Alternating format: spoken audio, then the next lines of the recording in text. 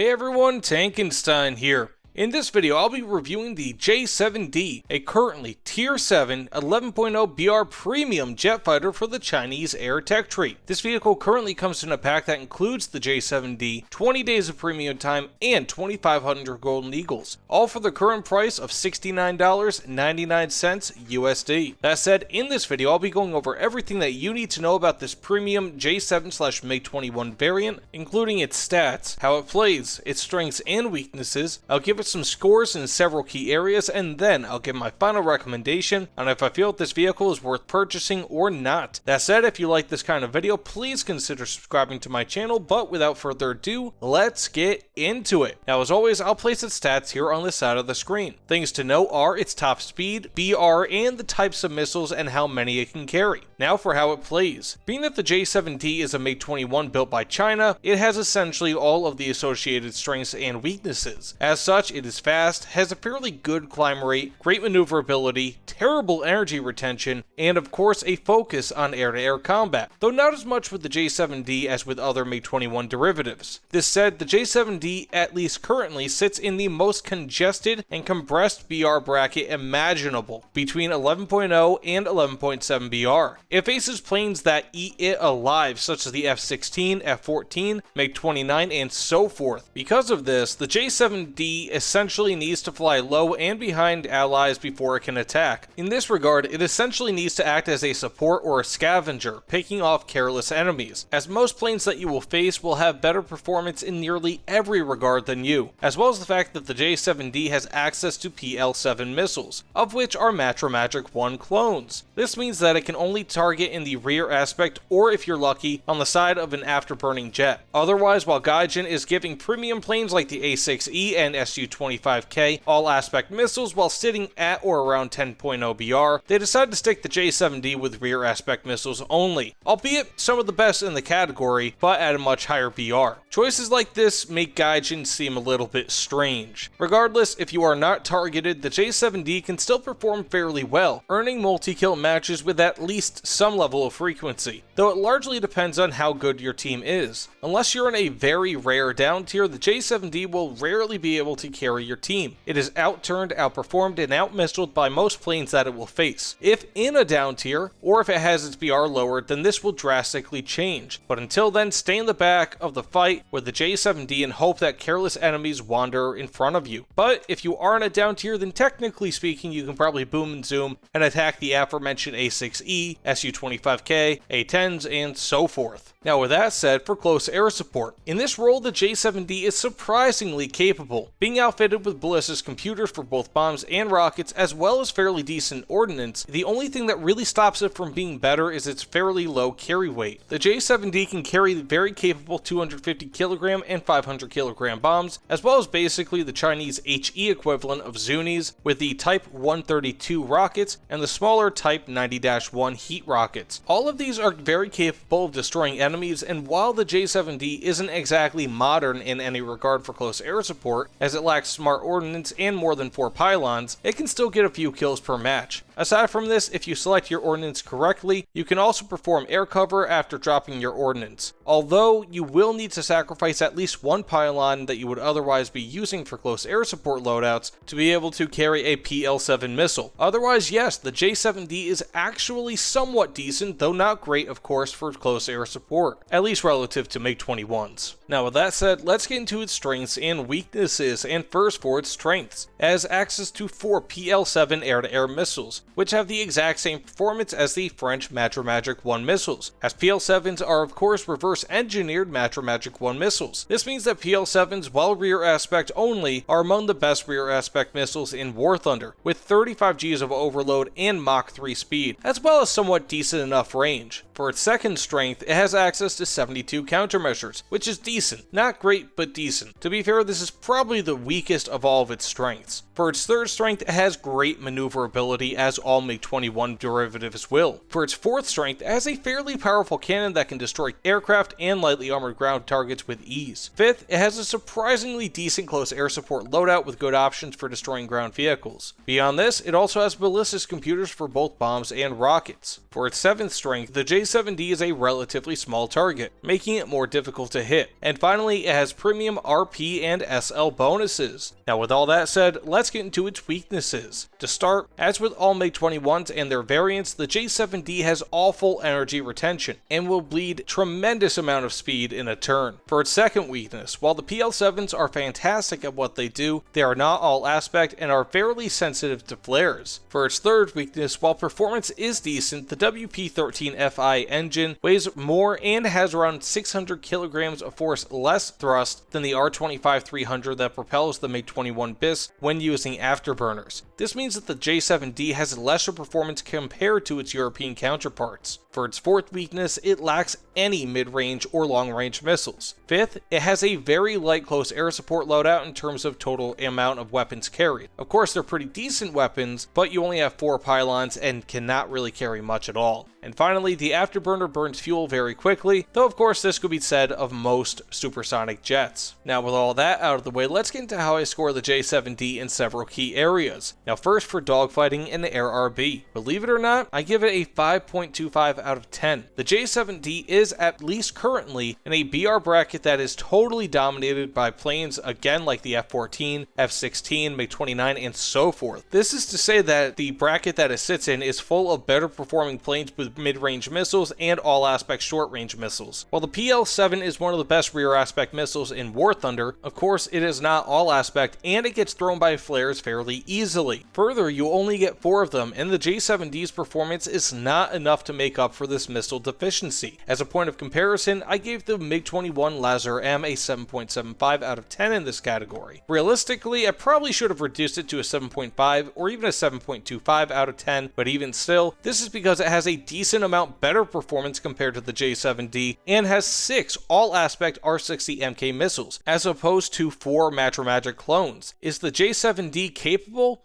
Yes, it is, but it needs a big boost in order to be competitive at this BR bracket, especially with the ridiculous amount of BR compression in this bracket in which the J-7D sits. If it were to drop to, let's say, 10.7 BR, it would most likely be about as good as the J-35XS, which I rated at 7.75 out of 10 in this category. This is because, although it only has rear aspect missiles, the XS does not get dominated by top tier nearly as much because it doesn't get into many matches versus those planes. If the J-7D were to see a slight BR decrease to 10.7 BR, it would likely be a 7.25 out of 10, or give or take around that in this category. Until that happens, it will have its matches where it gets 3 kills, but those will be uncomfortably rare. Also, I'll try to link my reviews for the Laser M and the J-35XS in the comments below if you want to check those out. Now for close air support, I give it a 3.75 out of 10. While any derivative of the MiG-21 is going to be fairly lackluster in terms of close air support, the J-7D at least has some capabilities in this regard. For instance, unlike most other MiG-21s, the J-7D features ballistics computers for not just rockets, but for bombs too. It also has access to the Type 91 heat rockets, which are far superior to the rough equivalent S-5Ks for the Russians. The J-7D also has access to up to 16 Type 130-2 rockets, which are like HE versions of Zunis, rather than of course the Zunis being heat. As a result of being able to carry these rockets, plus up to 2 500 kilogram bombs and 2 250 kilogram bombs, or some mix of all ordnance types, the J-7D is quite capable with its limited ordnance load. With this said, the main thing that takes away from the J-7D and its close air support role is the fact that it simply cannot carry many ground attack weapons, and the ones that it can carry are unguided, though of course again you have ballistics computers. Around this BR, at least in Western fighters, we see a huge increase in close air support capabilities, whereas this is largely, though not entirely, absent on the J-7D. Is this plane outright bad at close air support? No, but it still doesn't hold a candle to most Western planes, even though it is the best close air support MiG-21 derivative in War Thunder, at least currently, and at least of the premium MiG-21 variants. Now overall, I give this a 4.75 out of 10. I am genuinely shocked by this aircraft, especially being that I love MiG-21s in War Thunder. They are typically among the fastest planes at their BR and are very capable at close range combat. Unfortunately, this is not currently the case with the J-7D, at least due to its BR bracket and it having to constantly face much better aircraft. While the PL-7 missiles are good at what they do, they are still not all aspect, and you will find yourself constantly being assaulted by F-16s and F-14s with much better speed and energy retention, either launching undodgeable missiles from near head-on, or once they turn in on you while you are inevitably in a low energy state, then they fire a missile such as an AIM-9L at close range and kill you. This will keep happening over and over, though there are occasional matches where you will somehow be spared from this and be able to get a few kills, because ultimately the J-7D itself is not a bad plane. The only reason why it feels bad is because it faces far better planes, and you can really only be judged based on the competition and how you fare against it. For close air support, the J-7D is a bit of a welcome surprise, being that it is not absolutely mediocre. It's fairly decent relative to MiG-21s, but is still mediocre compared to most dedicated strike aircraft in War Thunder. Whilst close air support is not what the J-7D was built for, at least it can still perform in that role if need be, if only to a somewhat limited extent. Now with all that being said, for my final recommendation, it seems as though Gaijin determines BRs of high-tier vehicles, primarily jets, by blindfolding themselves and throwing a dart at the board. There is no other explanation for this vehicle sitting at 11.0 BR. It performs very averagely at best, and I'm likely being generous in this assessment. A plane like the MiG-21 Lazar M, with 6 all-aspect missiles and noticeably better performance, sits at the same 11.0 BR, and rightfully so. The J-7D is just very weird at 11.0 BR, and as such, I cannot recommend it for purchase, especially for $70. If it drops to 10.7 BR, which I somewhat expect it to do and hopefully fairly soon, then I could say that this might be worth it on a sale, especially if the meta doesn't change too much from what we currently have, with 11.0 BR Plus being dominated by F-16s as such, and 10.7 being in constant down tiers. Otherwise, until at least that happens, I would stay away from the J-7D. In my opinion, the A5C is a much better aircraft that sits at 10.0